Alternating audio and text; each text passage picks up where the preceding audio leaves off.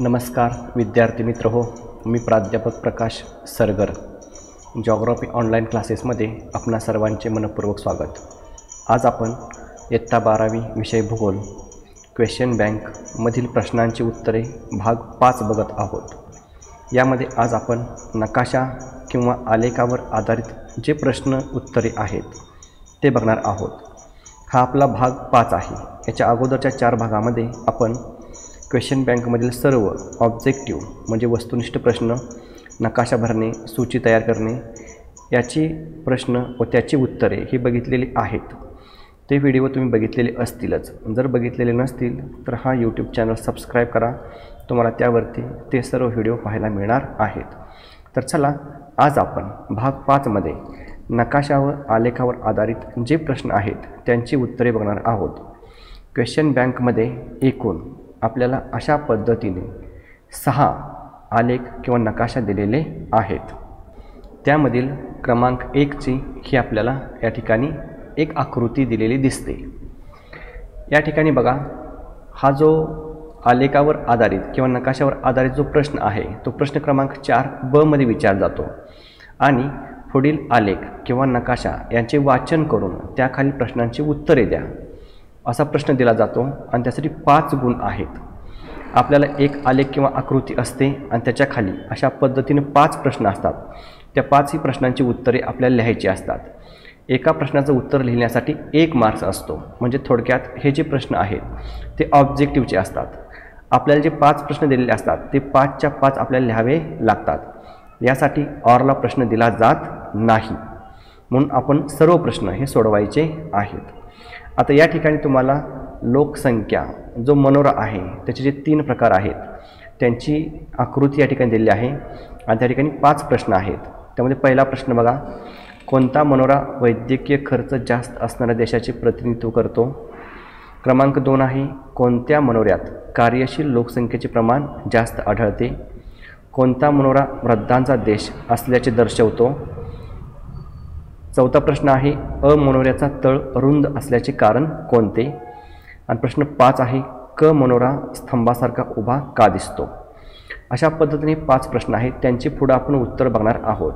त्याच्या अगोदर या ठिकाणी एक प्रिंटिंग मिस्टेक तुम्हाला सांगतो की या ठिकाणी हा जो मनोरा आहे तो आहे, हा जो मनोरा आहे तो आहे आणि हा जो मनोरा आहे तो आहे. परंतु या ठिकाणी शेवटचा जो प्रश्न आहे तो काय विचारला आहे? प्रश्न क्रमांक 5 बघा, मनोरा स्तंभासारखा उभा का दिसतो?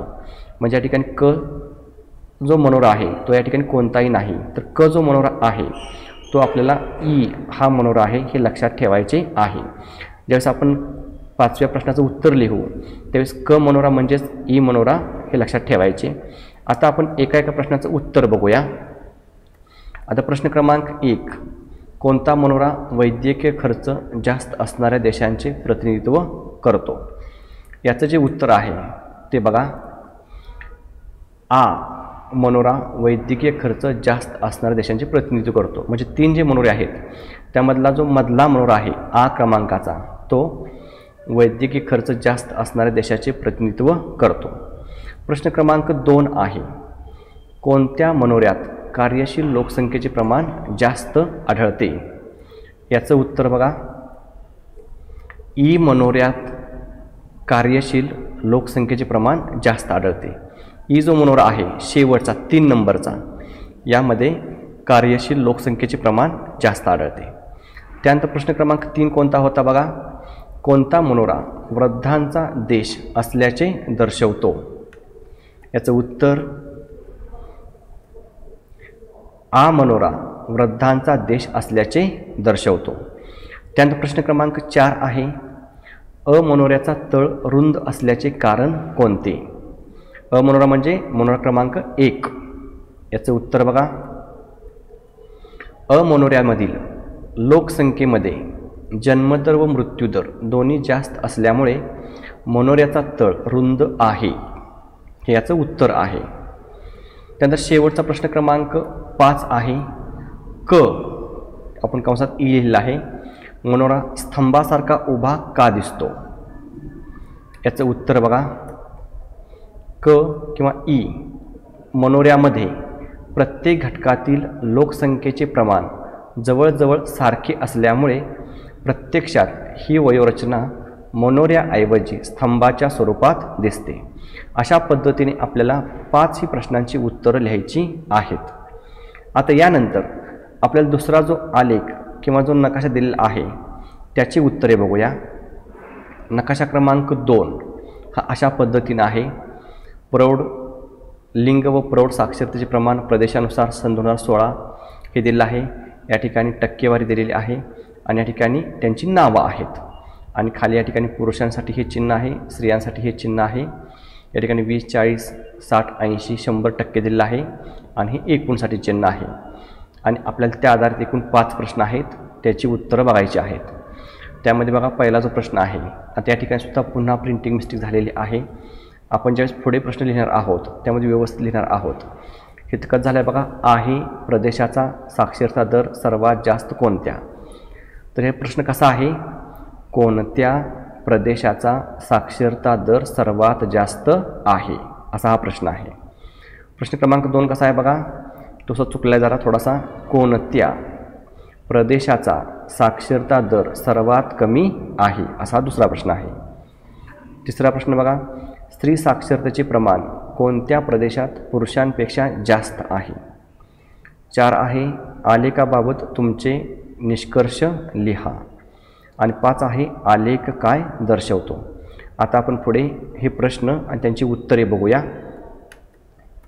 प्रश्न क्रमांक 1 आहे, कोणत्या प्रदेशाचा साक्षरता दर सर्वात जास्त आहे? याचं उत्तर बघा, युरोप व उत्तर अमेरिका आणि पूर्व व आग्नेय आशिया या प्रदेशामध्ये साक्षरतेचे प्रमाण सर्वात जास्त आहे। प्रश्न क्रमांक 2 आहे, कोणत्या प्रदेशाचा साक्षरता दर सर्वात कमी आहे? याचं उत्तर, उत्तर आफ्रिका व पश्चिम आशिया, दक्षिण आशिया आणि सहारा वाळवंटाच्या दक्षिणेकडील आफ्रिके देश या प्रदेशात साक्षरता दर सर्वात कमी आहे। प्रश्न क्रमांक 3 आहे, स्त्री साक्षरतेचे प्रमाण कोणत्या प्रदेशात पुरुषांपेक्षा जास्त आहे? याचं उत्तर बघा, मध्य आशिया, युरोप व उत्तर अमेरिका या प्रदेशात स्त्री साक्षरतेचे प्रमाण पुरुषांपेक्षा जास्त आहे। त्यानंतर प्रश्न क्रमांक 4 आहे, आलेखाबाबत तुमचे निष्कर्ष लिहा। आता या ठिकाणी तुम्ही काही निष्कर्ष जे आपण पाठीमागे प्रश्न बघितले त्यावर आधारित लिहू शकतो।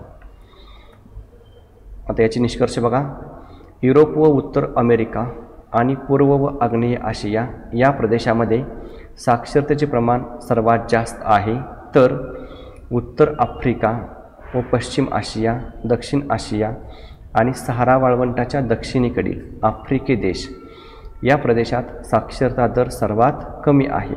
यावरून असे निष्कर्ष काढता येतो, विकसित राष्ट्रांमध्ये साक्षरतेचे प्रमाण जास्त आहे, तर कमी विकसित विकसनशील प्रदेशात तुलनेने साक्षरतेचे प्रमाण कमी दिसून येते। प्रश्न क्रमांक 5 आहे, आलेख काय दर्शवितो? उत्तर बघा, सन 2016 मधील जगातील लिंग व प्रौढ साक्षरतेचे प्रमाण प्रदेशानुसार आलेखामध्ये दर्शविलेले आहे। आता आपण 2 बघितले, यानंतर क्रमांक 3चा आलेख बघूया। क्रमांक 3चा जो आहे त्यामध्ये आपल्याला या ठिकाणी एक विभाजित आयतालेख दिलेला आहे। वरती नाव आहे, जगखंडनिहाय भूमीची टक्केवारी आणि या ठिकाणी खंड दाखवलेत बघा, खाली इंडेक्स किंवा सूची आहे। आफ्रिकेसाठी हा रंग आहे, अंटार्क्टिकासाठी हा, आशियासाठी हे शेडिंग आहे, उत्तर अमेरिकेसाठी हे आहे, दक्षिण अमेरिकासाठी हे, युरोपसाठी हे आहे आणि ऑस्ट्रेलियासाठी हे शेवटचं आहे। आणि या ठिकाणी खाली टक्केवारी आहे, 0, 10, 20, 30, 40 अशा पद्धतीने दाखवलेलं आहे। आता याच्यावर आधारित आपल्याला एकूण 5 प्रश्न विचारले आहेत। पहिल्यांदा प्रश्न बघूया कोणते आहेत, आलेख काय दर्शवतो? क्रमांक 2, कोणत्या खंडात भूमीची टक्केवारी जास्त आहे? क्रमांक 3, कोणत्या खंडात भूमीची टक्केवारी कमी आहे? क्रमांक 4, कोणत्या खंडात 9.2% भूमीची टक्केवारी आहे? आणि क्रमांक 5, युरोप खंडाची भूमी किती टक्के आहे? आता याची उत्तरे बघूया आपण. प्रश्न क्रमांक 1 आहे, आलेख काय दर्शवतो? याचं उत्तर, जगाची खंडनिहाय भूमीची टक्केवारी आलेखामध्ये दर्शवलेली आहे. प्रश्न क्रमांक 2 आहे, कोणत्या खंडात भूमीची टक्केवारी जास्त आहे?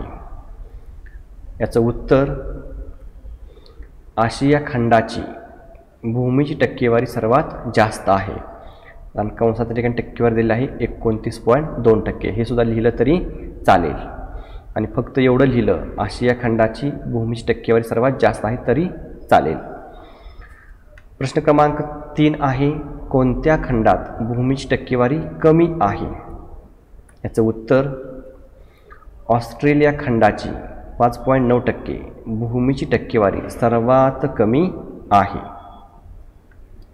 प्रश्न क्रमांक 4 आहे, कोणत्या खंडात 9.2% भूमीची टक्केवारी आहे? याचं उत्तर, अंटार्क्टिका खंडात 9.2% भूमीची टक्केवारी आहे. नंतर शेवटचा प्रश्न क्रमांक 5 आहे, युरोप खंडाची भूमी किती टक्के आहे? याचं उत्तर, युरोप खंडाची भूमी 6.8% आहे. अशा पद्धतीने आपण 3 आलेख किंवा आकृत्या बघितल्या आहेत. यानंतर आपल्याला क्रमांक 4ची आकृती इथे दिसत आहे. त्यावर आधारित एकूण 5 प्रश्न आहेत. या ठिकाणी आपल्याला लोकसंख्या मनोरा दिलेला आहे. इकडं पुरुषांची टक्केवारी आहे या ठिकाणी, आणि इकडं स्त्रियांची टक्केवारी आहे.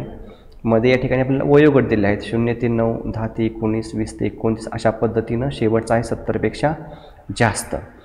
आणि या बाजूला आपल्याला टक्केवारी दिलेली आहे, किती टक्के प्रमाण आहे. या बाजूला स्त्रियांच्या टक्केवारीचं प्रमाण दिलेलं आहे. आणि मग यावर आधारित आपला प्रश्न आहेत. प्रश्न पहिला आहे, आलेख काय दर्शवतो? क्रमांक 2चा प्रश्न आहे, कोणत्या वयोगटात पुरुषांची टक्केवारी जास्त आहे? क्रमांक 3चा प्रश्न आहे, कोणत्या वयोगटात स्त्रियांची टक्केवारी कमी आहे? 4था प्रश्न आहे, 30 ते 39 वयोगटात कोणाचे प्रमाण जास्त आहे? प्रश्न क्रमांक 5, कोणत्या वयोगटात पुरुषांच्या तुलनेत स्त्रियांचे प्रमाण जास्त आहे? आता आपण प्रश्न वाचलेले आहेत. आता यानंतर आपण उत्तरे बघूया.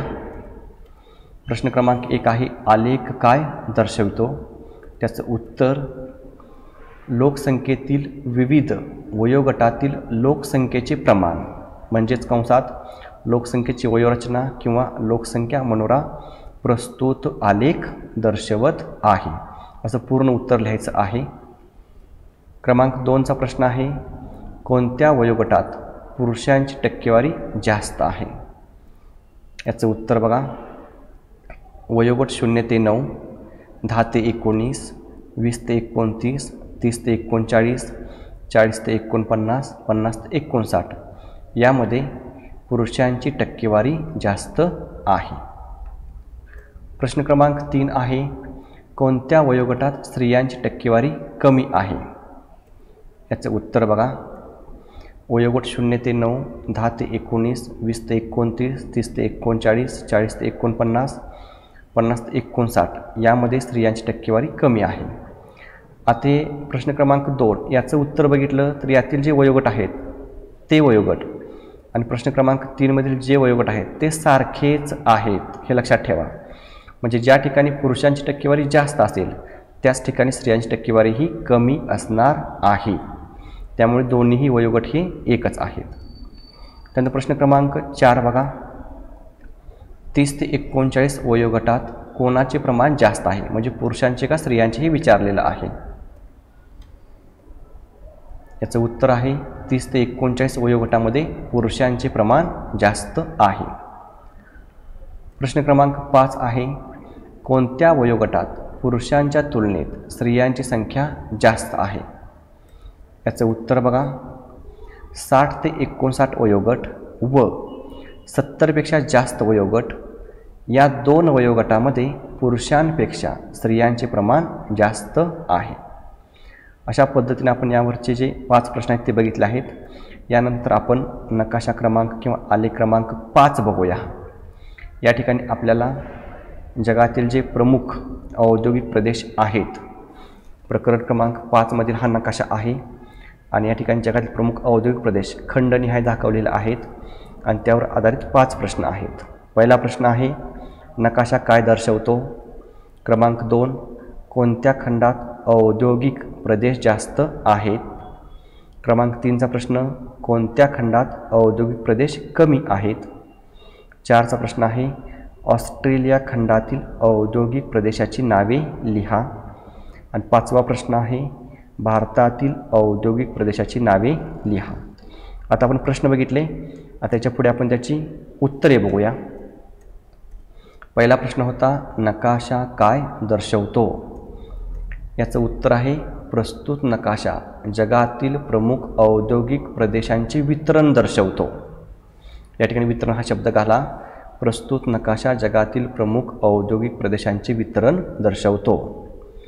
प्रश्न क्रमांक 2 आहे, कोणत्या खंडामध्ये औद्योगिक प्रदेश जास्त आहेत? आता याचं उत्तर बघा, आशिया खंडामध्ये औद्योगिक प्रदेश जास्त आहेत. आता या ठिकाणी तुम्हाला वाटेल की उत्तर अमेरिका आणि युरोप हे विकसित खंड आहेत आणि मग आशिया खंडामध्ये औद्योगिक प्रदेश जास्त कसे आहेत? तर आपण हा जो पाठीमाग दिलेला जर नकाशाचं निरीक्षण केलं तर आशिया खंडामधील चीन, जपान, दक्षिण कोरिया, भारत, परत रशियामधील सायबेरिया, परत मध्य पूर्व आशियामधील खनिज तेलावर प्रक्रिया करणारे उद्योग, हे जर सर्व बघितले तर आशिया खंडामध्ये आपल्याला औद्योगिक प्रदेश हे जास्त प्रमाणात दिसून येतात. प्रश्न क्रमांक 3 आहे, कोणत्या खंडामध्ये औद्योगिक प्रदेश कमी आहेत? याचं उत्तर आहे, आफ्रिका खंडामध्ये औद्योगिक प्रदेश कमी आहेत. आता या ठिकाणी काही जणांना वाटेल की अंटार्क्टिका खंडावरती एकसुद्धा उद्योगधंदा नाही, परंतु अंटार्क्टिका खंडाचा यामध्ये समावेश करायचा नाही, कारण कमी आहेत असं विचारलं आहे. प्रश्न आपल्याला कसा विचारला आहे, कोणत्या खंडामध्ये औद्योगिक प्रदेश कमी आहेत? प्रश्न जर असा विचारला असता की कोणत्या खंडामध्ये औद्योगिक प्रदेश नाहीत, मग आपलं अंटार्क्टिका हे उत्तर आलं असतं. पण कमी आहेत असं विचारलं आहे, त्यामुळे कुठलं उत्तर येईल? आफ्रिका खंडामध्ये औद्योगिक प्रदेश कमी आहेत असं उत्तर येईल. आता प्रश्न क्रमांक 4 बघा, ऑस्ट्रेलिया खंडातील औद्योगिक प्रदेशांची नावे लिहा. याचं उत्तर Perth, Adelaide, Melbourne, Sydney, Auckland, Waikato, Canterbury हे ऑस्ट्रेलिया खंडातील औद्योगिक प्रदेश आहेत.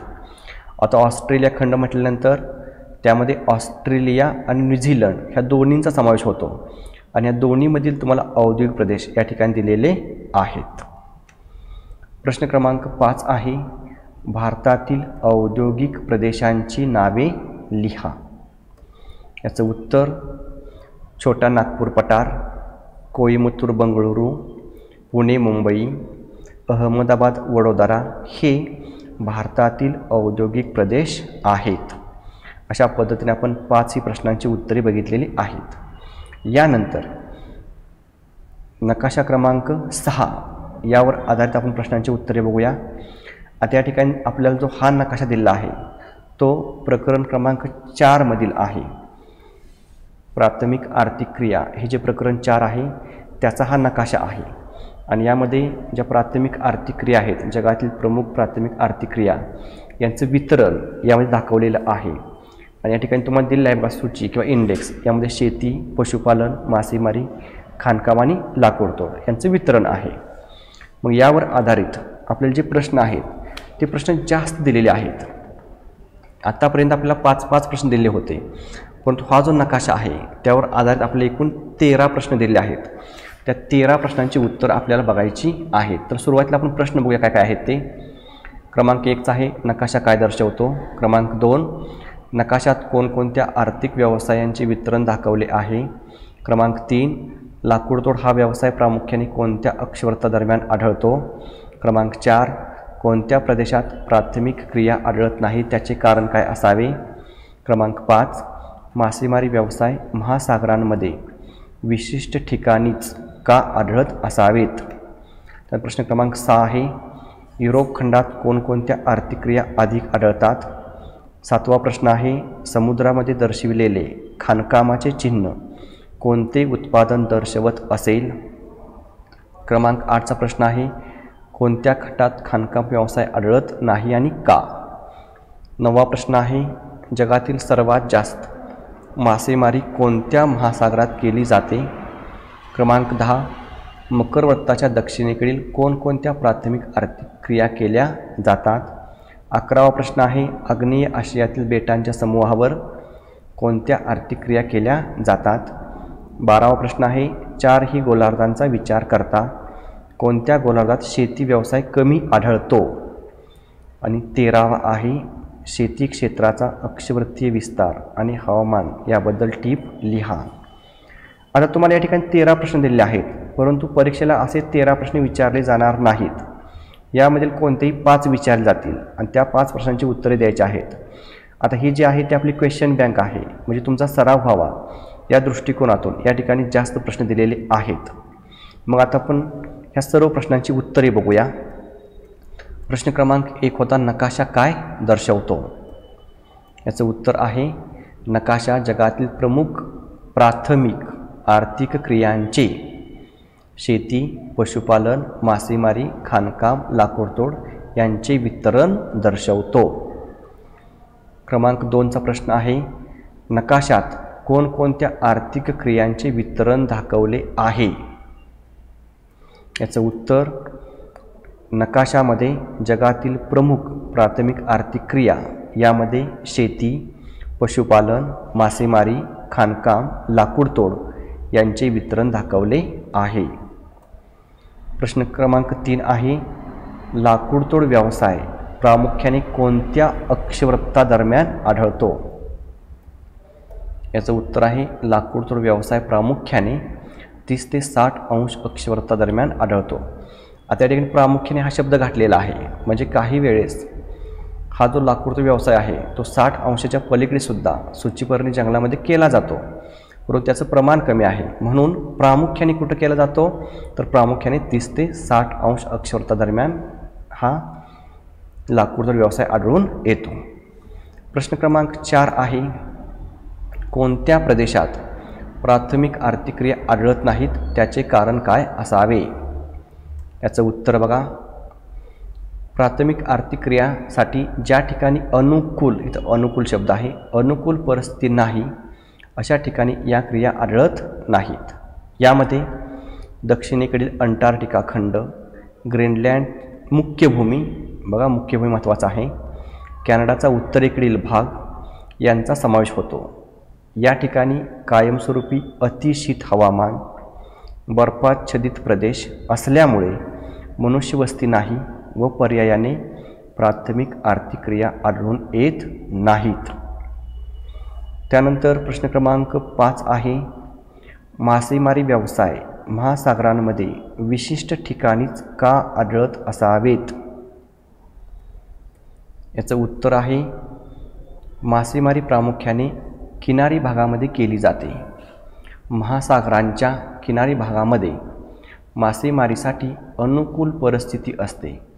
त्यामुळे समुद्रगुढ जमीन म्हणजेच भूखंड मंच, सागरी प्रवाह, त्यामुळे मासेमारी व्यवसाय महासागरांच्या विशिष्ट ठिकाणी आढळतात. या ठिकाणी महानगरांच्या झालेला आहे, तर महासागराच्या हा शब्द आहे, लक्षात ठेवा. आता यानंतर आपण प्रश्न क्रमांक 6 बघूया. युरोप खंडात कोणकोणत्या आर्थिक क्रिया अधिक आढळतात? बघा अधिक हा शब्द घातलेला आहे. उत्तर बघा, शेती, पशुपालन, मासेमारी, खाणकाम या आर्थिक क्रिया युरोप खंडात आढळतात. तुलनेने लाकूडतोड ही आर्थिक क्रिया कमी प्रमाणात आढळते. प्रश्न क्रमांक 7 आहे, समुद्रामध्ये दर्शविलेले खाणकामाचे चिन्ह कोणते उत्पादन दर्शवत असेल? याचं उत्तर आहे, समुद्रामध्ये ज्या ठिकाणी खाणकामाचे चिन्ह दर्शविलेले आहे त्या ठिकाणी प्रामुख्याने खनिज तेल व नैसर्गिक वायू यांचे उत्पादन घेतले जाते. प्रश्न क्रमांक 8 आहे, कोणत्या खंडात खाणकाम व्यवसाय आढळत नाही का? याचं उत्तर आहे अंटार्क्टिका खंडात खाणकाम व्यवसाय आढळत नाही, कारण हा खंड कायमस्वरूपी बर्फाच्छादित असतो. त्याचबरोबर अंटार्क्टिका करारानुसार या ठिकाणी खाणकाम करावयाचे नाही हा आंतरराष्ट्रीय संकेत पाळला जातो. प्रश्न क्रमांक 9 आहे, जगात सर्वात जास्त मासेमारी कोणत्या महासागरात केली जाते? याचं उत्तर आहे जगात सर्वात जास्त मासेमारी पॅसिफिक महासागरात केली जाते. प्रश्न क्रमांक 10 आहे, मकर वृत्ताच्या दक्षिणेकडे कोणकोणत्या प्राथमिक आर्थिक क्रिया केल्या जातात? याचं उत्तर आहे मकर वृत्ताच्या दक्षिणेकडे प्रामुख्याने खाणकाम, मासेमारी, पशुपालन, लाकूडतोड तसेच शेती काही प्रमाणात या प्राथमिक आर्थिक क्रिया केल्या जातात. प्रश्न क्रमांक 11 आहे, आग्नेय आशियातील बेटांच्या समूहावर कोणत्या आर्थिक क्रिया केल्या जातात? याचं उत्तर बघा, आग्नेय आशियातील बेटांच्या समूहावर प्रामुख्याने लाकूडतोड, खाणकाम व काही प्रमाणात शेती या आर्थिक क्रिया केल्या जातात. यानंतर प्रश्न क्रमांक 12 आहे, चारही गोलार्धांचा विचार करता कोणत्या गोलार्धात शेती व्यवसाय कमी आढळतो? याचं उत्तर बघा, चारही गोलार्धांचा विचार करता दक्षिण पश्चिम गोलार्धामध्ये शेती व्यवसाय कमी आढळतो, कारण या गोलार्धामध्ये मानवी वस्ती असलेला दक्षिण अमेरिका हा एकमेव खंड आढळतो. आता तुम्हाला माहिती आहे की पृथ्वीचे एकूण 4 गोलार्धात विभागणी केली जाते. म्हणजे जे 0° विषुववृत्त आहे त्याच्यावर जे आहे त्याला आपण काय म्हणतो, उत्तर गोलार्ध, खाली दक्षिण गोलार्ध, आणि 0° जे रेखावृत्त आहे मध्ये ज्या पूर्वेकडील पूर्व गोलार्ध, इकडचा पश्चिम गोलार्ध. मग पश्चिम आणि दक्षिण पश्चिम गोलार्ध कुठला, तर इथून हा जो कोपरा आहे, जी नैऋत्य दिशा आहे, त्या नैऋत्य दिशेचा कोपरा आहे त्याला आपण कुठला गोलार्ध म्हणतो, दक्षिण पश्चिम गोलार्ध म्हणतो. आणि ह्या गोलार्धामध्ये फक्त 2 खंड येतात, एक अंटार्क्टिका खाली येतो आणि या ठिकाणी दक्षिण अमेरिका येतो. मग दक्षिण अमेरिकेमध्येच फक्त शेती केली जाते, म्हणून आपण म्हटलं आहे की दक्षिण पश्चिम गोलार्धामध्ये शेती व्यवसाय कमी आढळतो. आता पुढचा प्रश्न बघूया, शेवटचा प्रश्न आहे, शेती क्षेत्राचा अक्षवृत्तीय विस्तार आणि हवामान याबद्दल टीप लिहा. आता या ठिकाणी तुम्हाला हा जो प्रश्न आहे तो प्रश्न 1 मार्कासाठी असतो, परंतु या ठिकाणी काय म्हटलं आहे, टीप लिहा म्हटलं आहे. म्हणजे आपल्या याचं उत्तर एक 2 ते 3 वाक्य तरी लिहावे लागेल. याचं उत्तर बघा, आता अक्षवृत्ती विस्तारानुसार या ठिकाणी तुम्हाला उत्तर दिलेलं आहे. पहिला अक्षवृत्ती विस्तार 0° ते 30° या दरम्यान विषुववृत्तीय प्रदेश सोडल्यास मोसमी पाऊस पडणाऱ्या प्रदेशात सखोल शेतीचा विकास जास्त झालेला आहे, कारण या प्रदेशामध्ये अनुकूल परिस्थिती असते. असे तुम्ही याचे उत्तर वाढवू शकता. पुढे दुसरा आकडा आहे, अक्षवृत्तीय विस्तार 30 ते 60° अक्षवृत्तादरम्यान शेती या व्यवसायास अनुकूल परिस्थिती असल्यामुळे शेती व्यवसायाचा विकास जास्त झालेला आहे. त्याच्या पुढचा टप्पा क्रमांक 3 आहे, अक्षवृत्तीय विस्तार 60° पासून पुढे शेती व्यवसायाचा विकास अति थंड हवामानामुळे झालेला नाही. अशा पद्धतीने तुम्ही शेती क्षेत्राचा अक्षवृत्तीय विस्तार आणि हवामान याबद्दल माहिती लिहू शकता. आपण क्वेश्चन बँकमध्ये जे एकूण 6 नकाशे किंवा आलेख दिलेले होते त्यावर आधारित आपण सर्व उत्तरेही बघितली आहेत. ही तुम्हाला बोर्डाच्या दृष्टिकोनातून खूपच महत्त्वाची आहेत. यानंतर पुढच्या व्हिडिओमध्ये आपण उतारा दिला जातो आणि त्या उतार्यावर आधारित जे प्रश्न असतात त्यांची उत्तरे आपण बघणार आहोत. पुन्हा भेटू पुढच्या व्हिडिओमध्ये. तोपर्यंत नमस्कार.